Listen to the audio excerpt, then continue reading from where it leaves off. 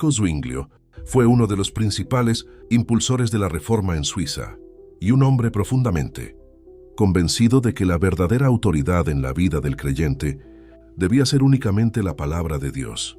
Nació en 1484, en Wildhaus, en una región montañosa suiza, y desde joven fue educado con un enfoque humanista, lo que lo llevó a amar el estudio de los textos originales. Esta formación fue clave, porque lo acercó directamente al griego del Nuevo Testamento, permitiéndole leer las Escrituras sin depender completamente de interpretaciones tradicionales de la Iglesia. A medida que fue creciendo en su ministerio, especialmente en su etapa como sacerdote en Zúrich, Zwinglio comenzó a notar algo que marcaría toda su vida. Muchas de las prácticas de la Iglesia no tenían fundamento en la Biblia. Esto no fue para él un simple desacuerdo teológico, sino un asunto de fidelidad a Dios. Estaba convencido de que si la Iglesia decía representar a Cristo, debía someterse completamente a lo que Cristo había revelado en las Escrituras.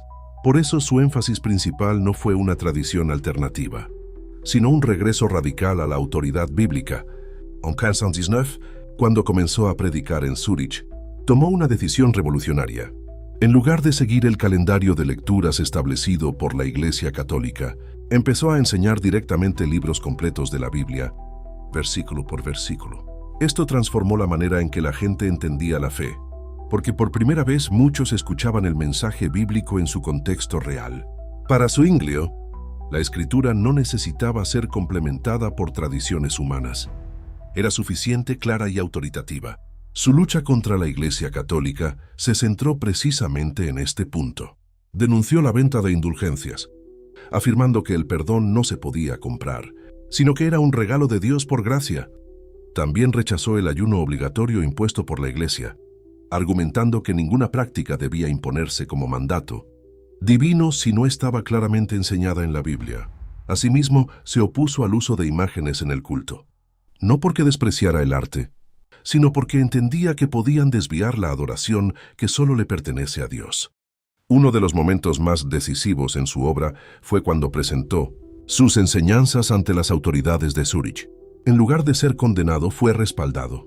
Esto permitió que la ciudad adoptara reformas profundas. Se eliminaron prácticas que no tenían base bíblica. Se simplificó el culto y se colocó la predicación de la palabra en el centro de la vida de la Iglesia. Así, Zúrich se convirtió en uno de los primeros lugares donde la reforma tomó forma concreta en toda una sociedad. Pero su lucha no fue solo espiritual, también fue pública y social. Zwinglio creía que la verdad bíblica debía impactar todos los aspectos de la vida, incluyendo la política y la justicia.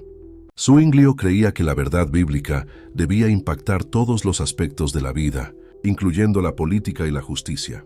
Esto lo llevó a confrontar no solo a líderes religiosos, sino también a estructuras enteras que sostenían prácticas contrarias a las Escrituras. Su compromiso no era parcial.